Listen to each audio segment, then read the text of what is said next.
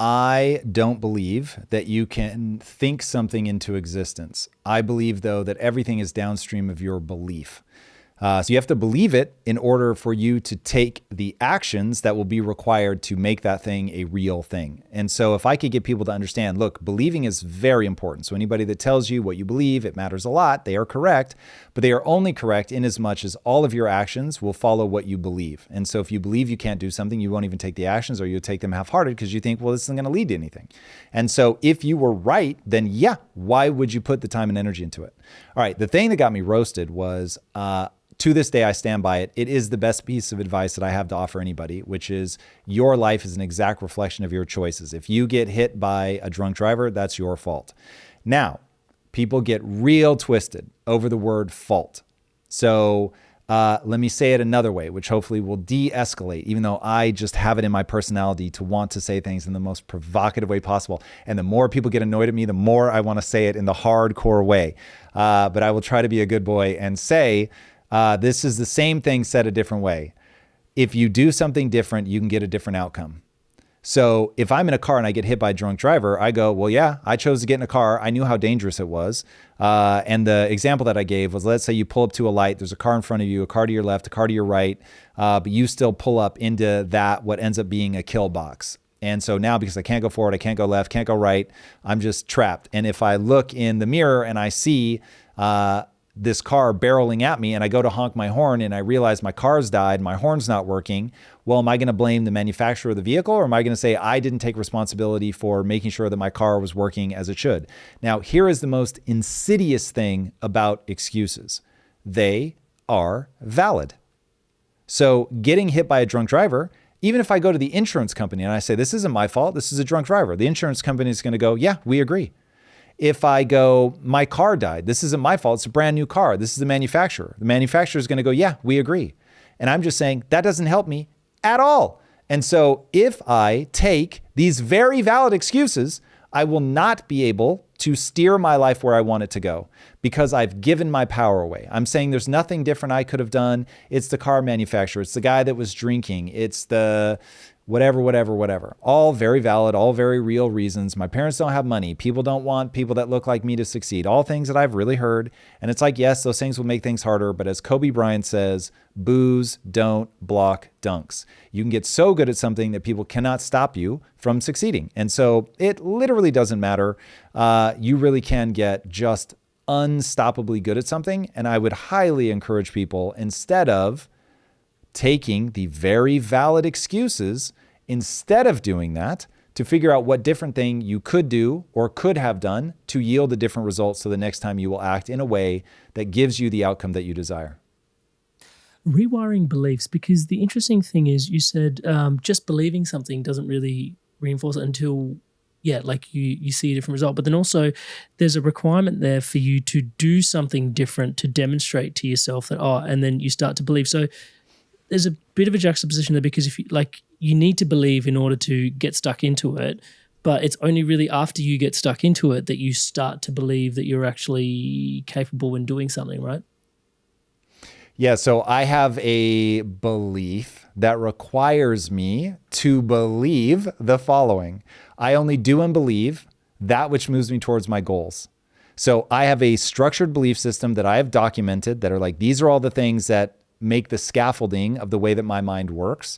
I think that beliefs and values are the thing that create your frame of reference, which is the matrix that you live inside of, plus biology. So biology, beliefs, and values, that is your matrix. Now, most people don't think that beliefs are a choice. Values, I think you can get most people to believe that those are a choice, but people think they believe what is objectively true. If you're reaching this part of the interview, having started at the beginning, you know that we don't know what is true. So beliefs are a choice. Beliefs, from where I'm coming from, you should want beliefs that are as close to what is true as possible.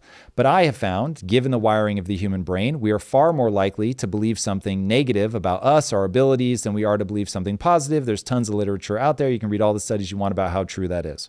Okay, well, if I know that I'm prone to believe something negative, then the odds are that my life is limited not by my talent and intelligence. It's instead limited by my beliefs. Okay, cool. So I need to put in a belief that counteracts that. And that belief is I only do and believe that which moves me towards my goals.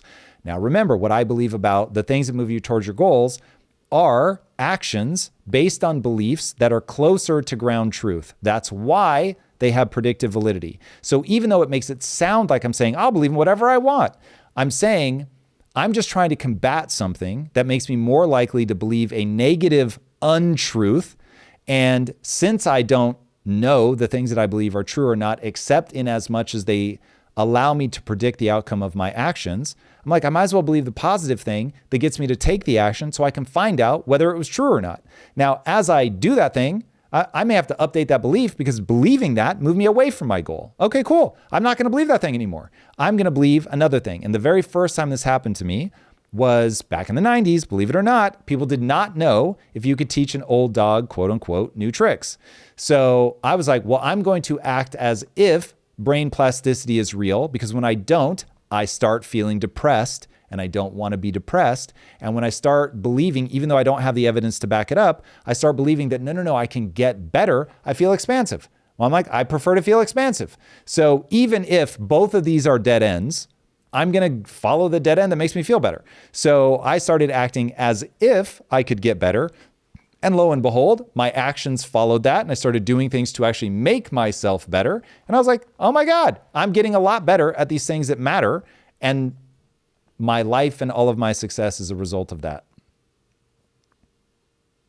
Decision fatigue is one of those interesting things I've researched as well. And it turns out what they found is actually those that believe in decision fatigue experience decision fatigue.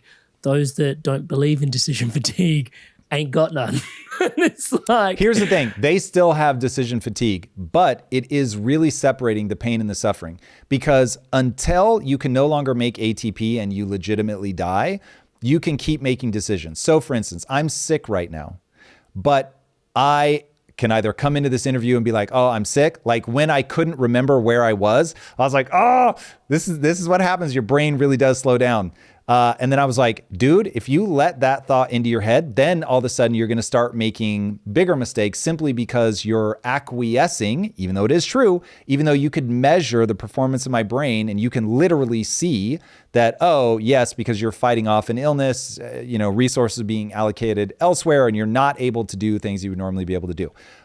But I'm not dead yet, so I can keep making decisions. So somebody that gives into decision fatigue just falls into that David Goggins zone of when you think that you have gone as far as you can go, you are broken, you couldn't possibly go another step, like you're just finished kaput. When you're at that point, you're only 40% of the way to literally your system's shutting down and you not being able to take another step at a biological level. And this is where people have to understand the difference between psychic energy and literal ATP energy. So psychic energy, like the psychological sense of being broken, is real. And I can get you pumped up just by playing a song that you respond to. That's psychic energy. You didn't actually suddenly develop more energy. You just got excited, which is a real neurochemical state, and it feels better and it, gets you to move forward.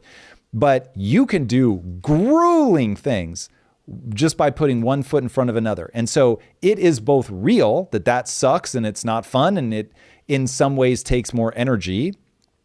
But in another way, even when it was like I have decision fatigue and, this is really getting harder, that you could have gone on for a very, very, very long time before your systems legitimately shut down. Hey there, Inspired Evolutionary. If you absolutely loved this, well then here's a full conversation with this guest on the Inspired Evolution podcast. Check it out now.